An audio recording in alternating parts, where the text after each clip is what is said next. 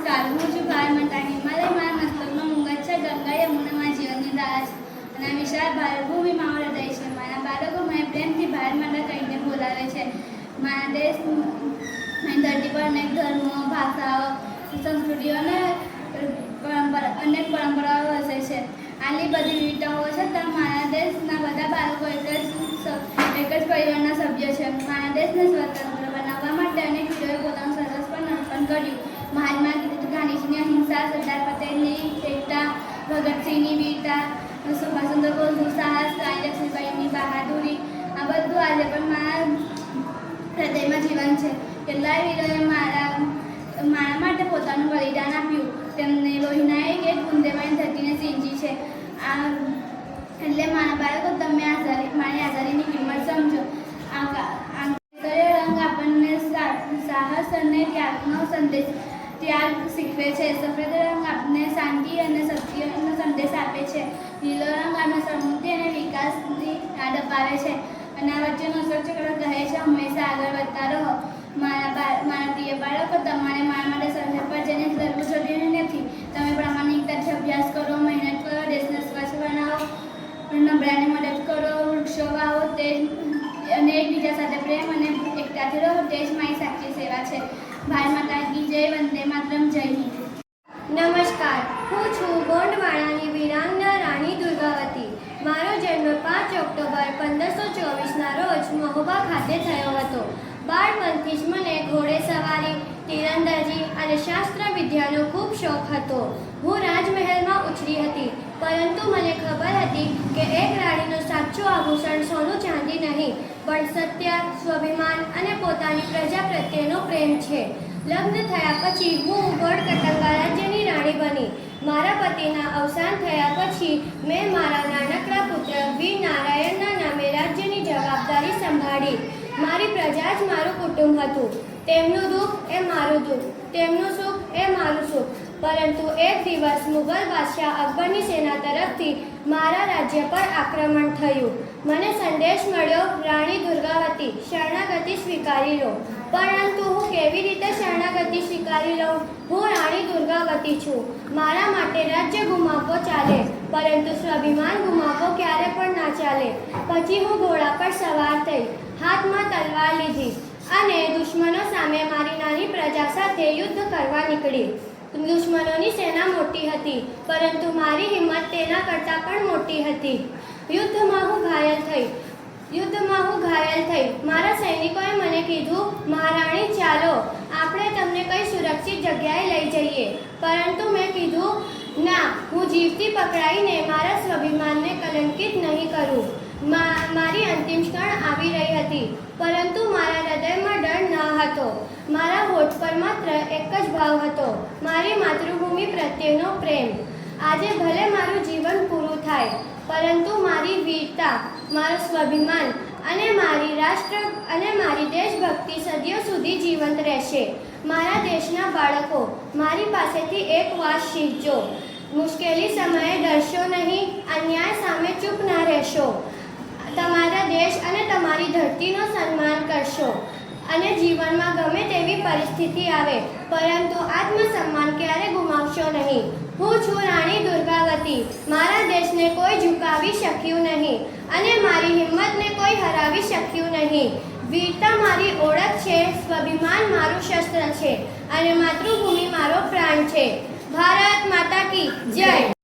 નમસ્કાર, હું છું વલ્લભભાઈ ઝવેરભાઈ પટેલ. લોકો મને પ્રેમથી સરદાર કહીને ઓળખે છે.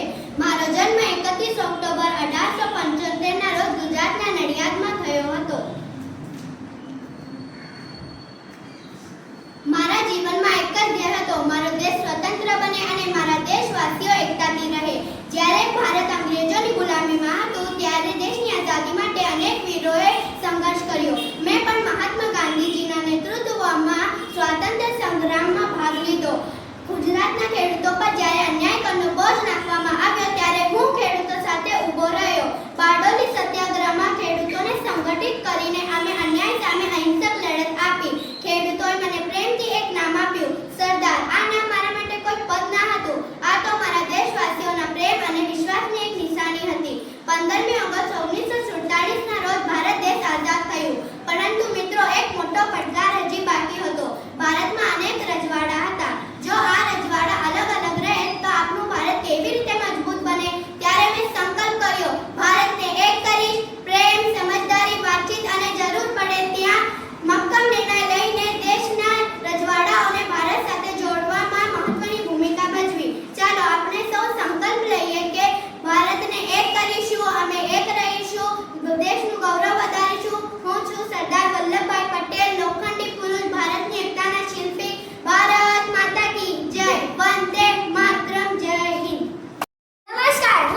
શહીદ ભગતસિંહ. મારો જન્મ 20 સપ્ટેમ્બર 1960ના પંજાબમાં બંગા ગામમાં થયો હતો.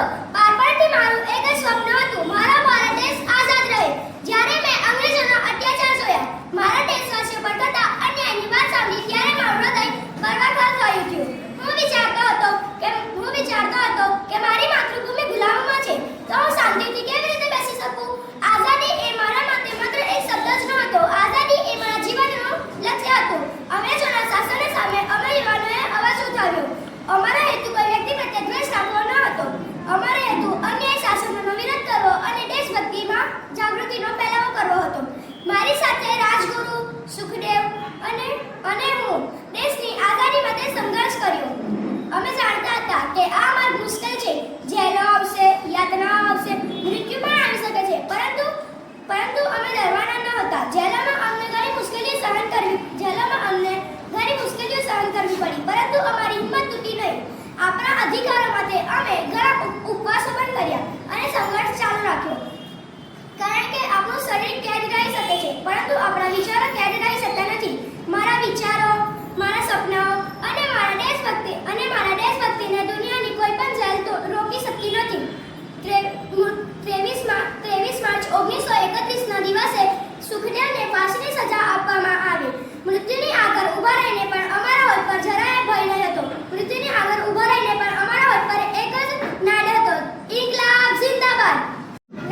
નમસ્કાર, હું ભીમરાવ રામજી આંબેડકર. મારો જન્મ 14 એપ્રિલ 1891ના રોજ મધ્યપ્રદેશના મહુ નામના શહેરમાં થયો હતો. મારું બાળપણ અનેક મુશ્કેલીઓ અને ભેદભાવ વચ્ચે પસાર થયું, પરંતુ મેં ક્યારેય હિંમત ન હારી.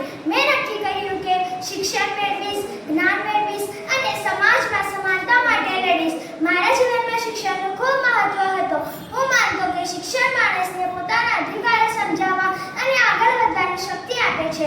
એટલે મેં મારા દેશના લોકોને સંદેશ આપ્યો, શિક્ષિત બનો, સંગઠિત બનો અને સંઘર્ષ કરો. મારા સમયમાં સમાજમાં જાતિભેદ અને અસ્પૃશ્યતા જેવી ગંભીર સમસ્યા હતી. ઘણા લોકોને સમાન અધિકારો પણ ન મળતા હતા.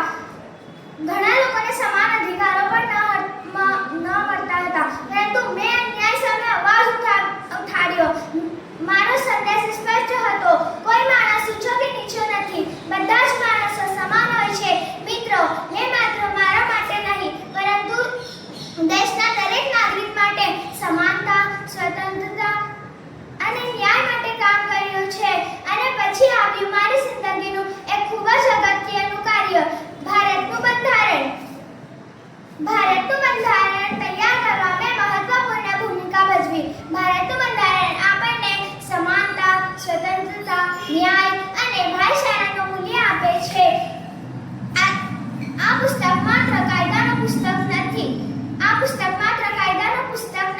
આ તો આપણા દેશના દરેક નાગરિકના અધિકારોનું રક્ષણ કરતું આપણું મહાન બંધારણ છે.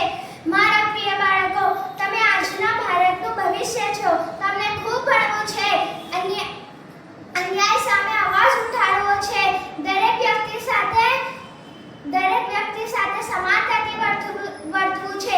જો તમે શિક્ષિત બનશો, સારા વિચારો રાખશો અને મહેનત કરશો, તો તમારા જીવનની સાથે ભારતનું પણ, દેશનું પણ ભવિષ્ય બનાવી શકશો.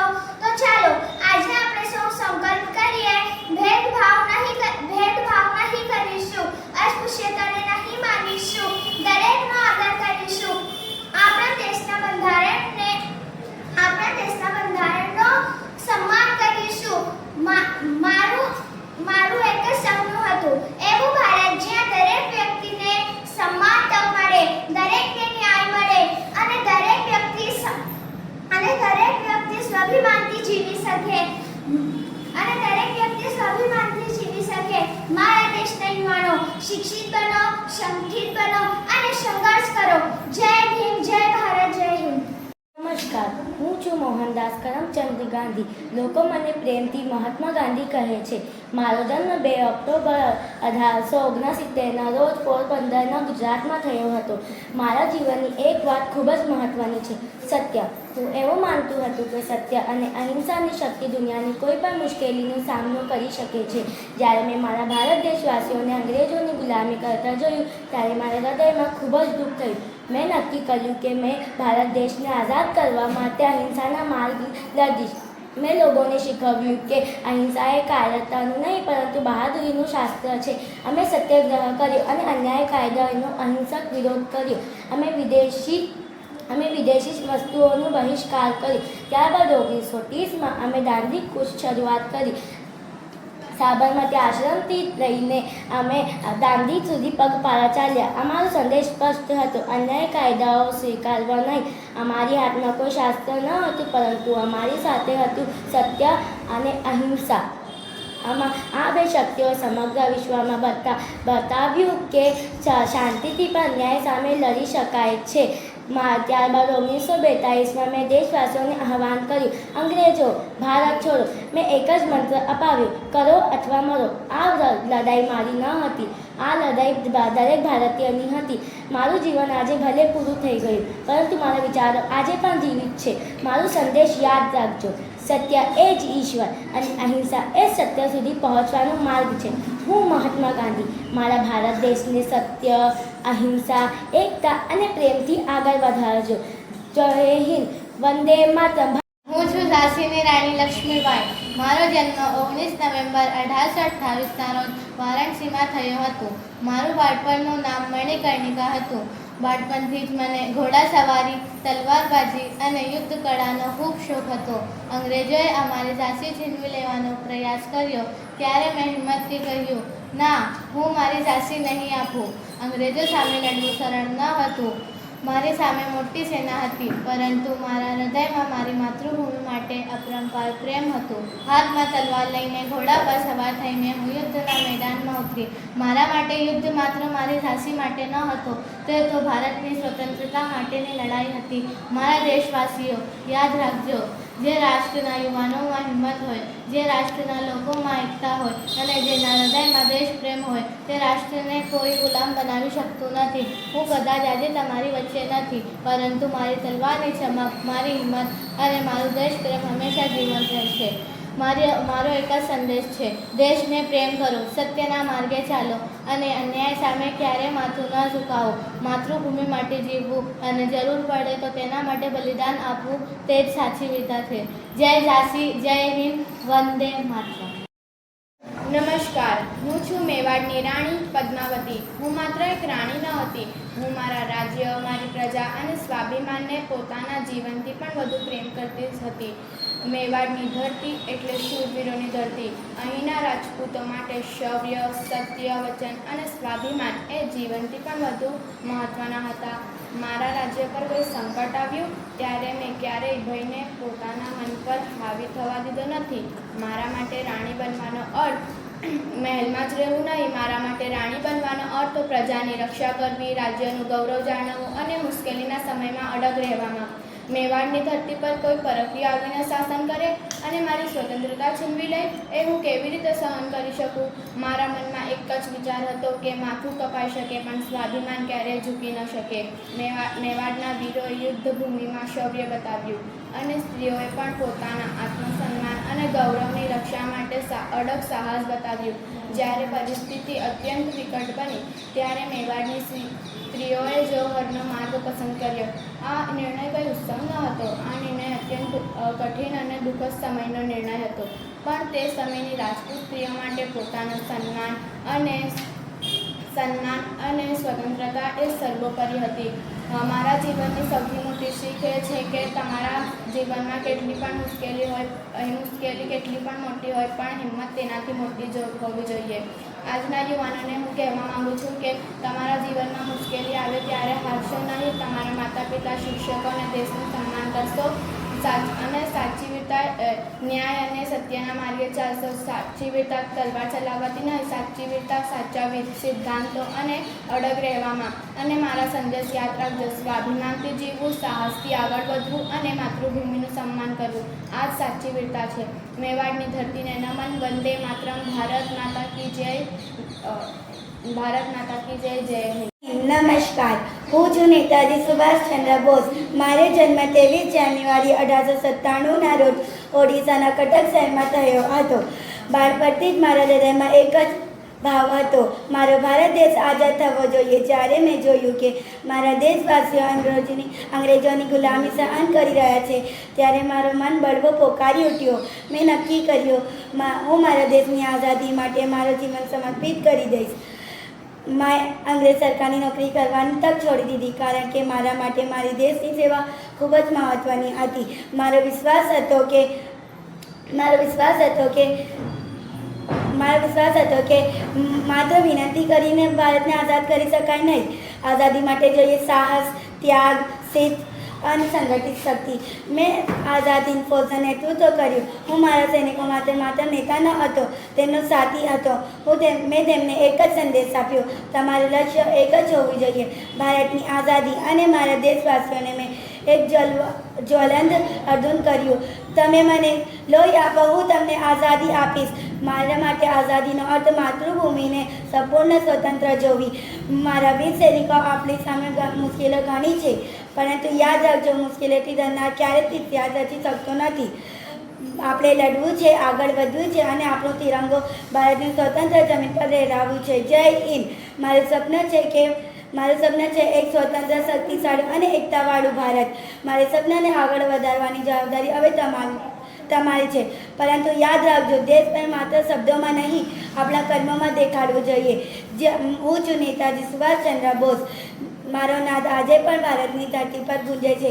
જય હિન્દ, વંદે માતરમ, ભારત માતા કી જય.